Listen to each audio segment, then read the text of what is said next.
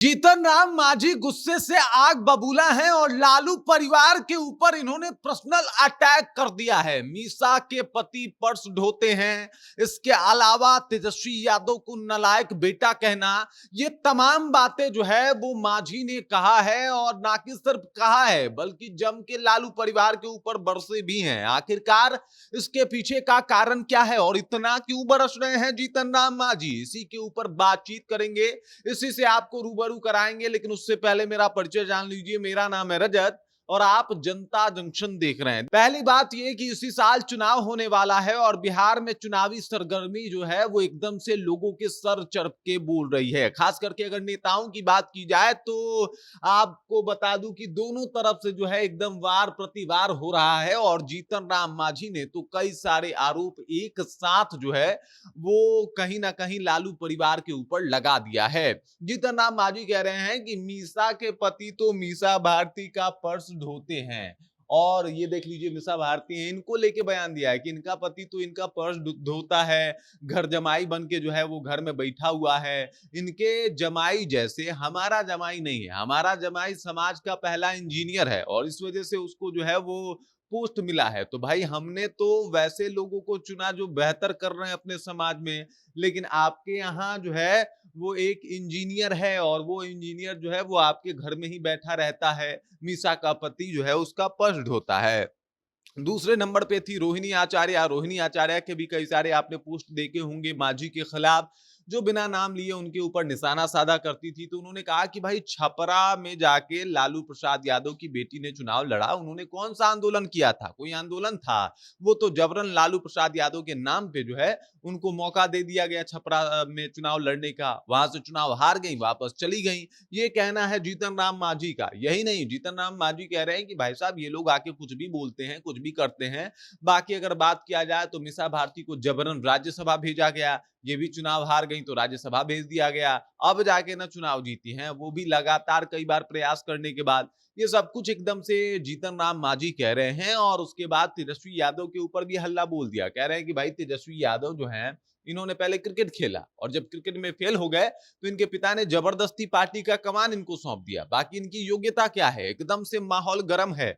देख लीजिए किस तरीके से जो है वो जीतन राम मांझी लगातार फायर हैं। अब देखिए जीतन राम मांझी क्या क्या कह रहे हैं। दरअसल सबसे पहले आपको विवाद की जड़ बता देते हैं। जीतन राम मांझी के दामाद देवेंद्र मांझी को जो है वो एसटी-एससी आयोग में मेंबर बना दिया गया, जिसके बाद तेजस्वी यादव ने कहा कि दामाद आयोग, जीजा आयोग और मेहरारू आयोग जो है वो अब एनडीए सरकार को खोल देना चाहिए, नीतीश कुमार को खोल देना चाहिए। जिसके बाद जीतन राम मांझी भड़क गए और आपको बता दूं कि गया के फतेहपुर में भी जाके उन्होंने खूब जोरदार हमला बोला तेजस्वी यादव के ऊपर। उन्होंने कहा कि भाई बेटे और दामाद दो तरह के होते हैं, एक लायक दूसरा नालायक। लायक बेटा अपने दम पर यूनिसेफ में नौकरी करते हुए पढ़ाई करता है। अब दरअसल इनके जो बेटे हैं संतोष मांझी वो यूनिसेफ में जॉब कर चुके हैं, नौकरी कर चुके हैं।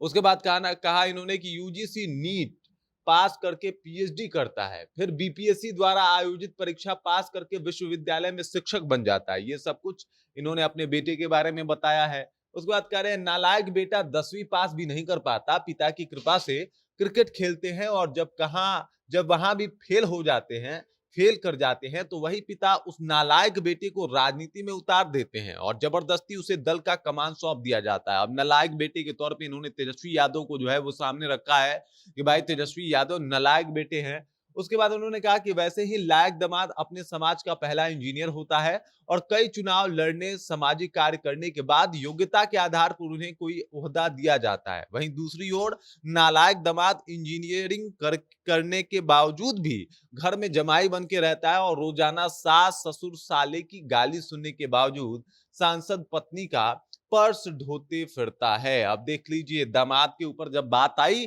तो बात दामाद तक पहुंच गई। इधर जो है वो तेजस्वी यादव ने कहा दामाद आयोग खुलना चाहिए, इन लोगों को क्यों मिला? इधर जीतन राम मांझी बौखला गए, उन्होंने भी मिसा भारती के हस्बैंड को घसीट लिया और कहा कि भाई साहब ये तो अपने जो मेहरारू हैं, जो मिसा भारती हैं, उनका पर्स लेके ढोते हैं, घूमते हैं। इस तरीके के आरोप लगाए गए। उन्होंने कहा कि कम से कम हमारा दामाद जो है वो घर पे तो नहीं रहता।